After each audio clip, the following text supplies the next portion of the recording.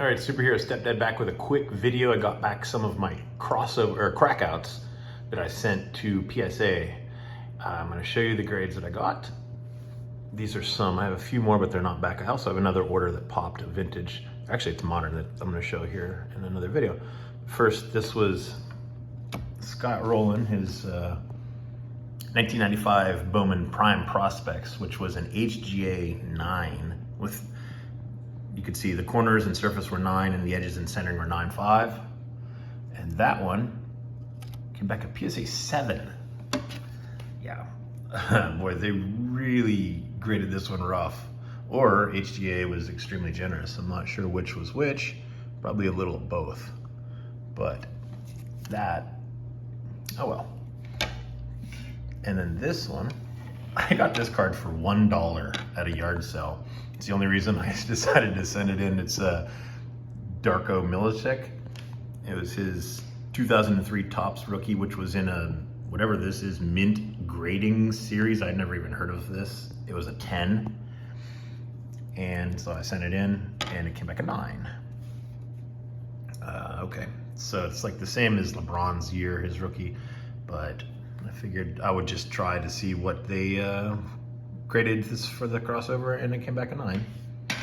All right, next I have my current favorite player, Bryce Harper, his gold 2012 Topps update, which had been a BGS 9, centering 9.5, edges 9, corners 8.5, and surface 9.5. So I was hoping to get a 9 out of this one, and we got an 8. So I guess that's to be expected because PSA is, you know, stricter on the corners. And as you can see, I believe that corner right there is not too great, but it's all right. I'm hanging on to that. Yordan Alvarez, 2012 Topps Gold Parallel. It was BGS 9.5, True Gem, all subs are 9.5s. Comes back, PSA 10. Very happy with that. Can't complain about that. Best you can get. Shane McClanahan, I think he's one of the front runners for AL Cy Young. It was a CSG 10, Gem Mint 10. Comes back. PSA 10. Beautiful card. The Sapphire, Bowman Chrome Sapphire Orange Parallel, which is numbered to,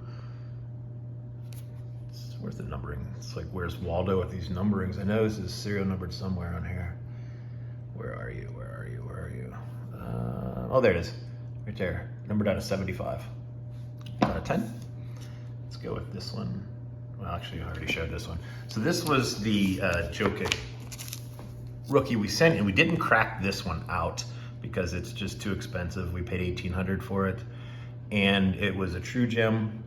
So we sent it in as is, and we said only crack it if it comes back at PSA 10 and mid-grade. They did not crack it, and they sent it back.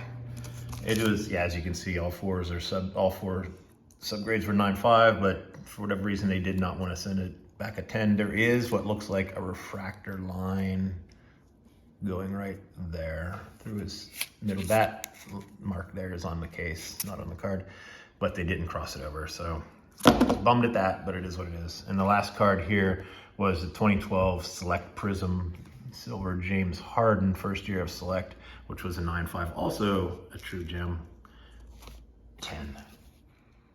Very happy with that. So as you can see, both of these were 9.5 True Gems, and this is a True Gem 9.5. They both got 10s because we cracked them and sent them. This did not get a 10 because we sent it in uncracked. So just goes to show you the old adage is mostly true, that if you send in the card cracked, you got a much better chance of getting a 10 if you send it in the slab. It's not, but like I said, $1,800 paid. PSA 9s go for like $900. I was not going to risk $1,000 on them doing that. So is what it is. All right, thanks for watching.